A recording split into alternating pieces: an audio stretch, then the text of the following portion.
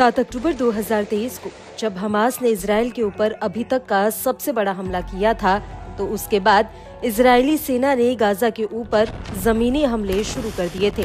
लेकिन गाजा में युद्ध शुरू होने के कुछ ही दिनों बाद लेबनान का हिजबुल्ला और यमन का हूती हमास को बचाने के लिए मैदान में उतर आए थे। हालांकि अब इजरायली सेना ने लेबनान पर भी हमला कर दिया है और इस हमले से पहले आईडीएफ ने 27 सितंबर 2024 को हिजबुल्ला प्रमुख हसन नसरल्लाह को राजधानी बेरूत में ढेर कर दिया था। लेकिन इतना कुछ होने के बावजूद यमन के हूती का हौसला कम नहीं हुआ, बल्कि अब वो लाल सागर से आगे बढ़कर इजराइल के तेल अवीव तक पहुंच चुका है। आए दिन तेल अवीव में हूती की मिसाइलें और ड्रोन बरस रहे हैं।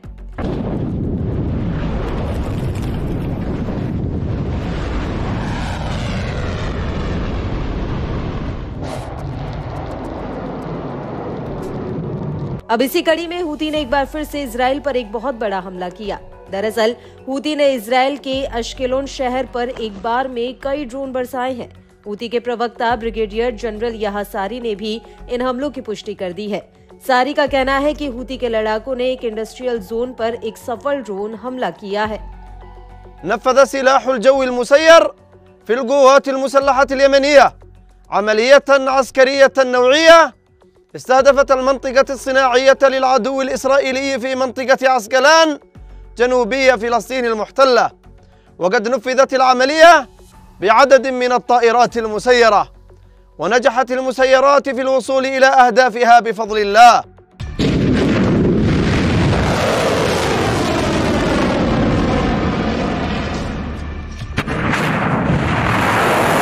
वहीं दूसरी तरफ इजरायली मीडिया ने भी एश्केलोन और नहारिया में धमाकों की खबर दी है। इजरायली मीडिया के मुताबिक लेबनान की तरफ से इजराइल पर ड्रोन फायर किया गया था। हालांकि इस हमले को लेकर इजरायली सेना का कहना है कि ये ड्रोन खुले इलाके में जाकर फट गया। इजरायली सेना ने अपने बयान में आगे कहा कि दक्षिणी इजराइल के एश्केलोन के खुले इलाके में एक ड्रोन गिरने की शुरुआती जांच में पता चला कि ये ड्रोन यमन से दागा गया था।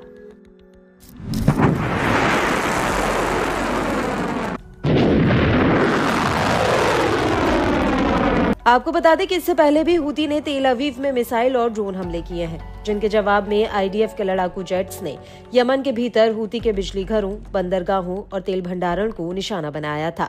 आईडीएफ ने ये हमले यमन के पश्चिमी शहर होदेयदा पर किए थे। आपको बता दें कि यहाँ पर भी होदेयदा प्रांत को हूती का गढ़ माना जाता है और यहीं से हूती लाल सागर में इजराइल और अमेरिकी जहाजों पर हमले करता है।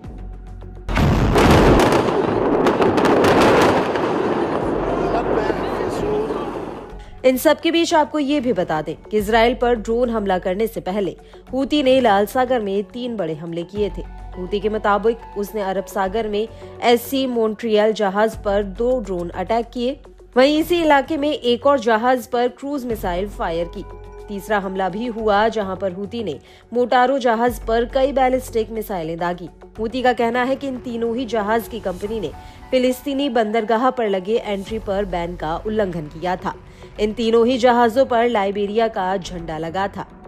एससी मॉन्ट्रियल ओमान की तरफ जा रहा था, जबकि एक दूसरा अज्ञात जगह की तरफ बढ़ रहा था।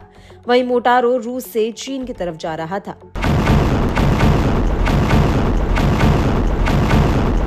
वहीं इस हमले को लेकर United kingdom maritime trade operation ने कहा कि उसे यमन के मोखा से करीब 46 किलोमीटर की दूरी पर हमले की जानकारी मिली थी।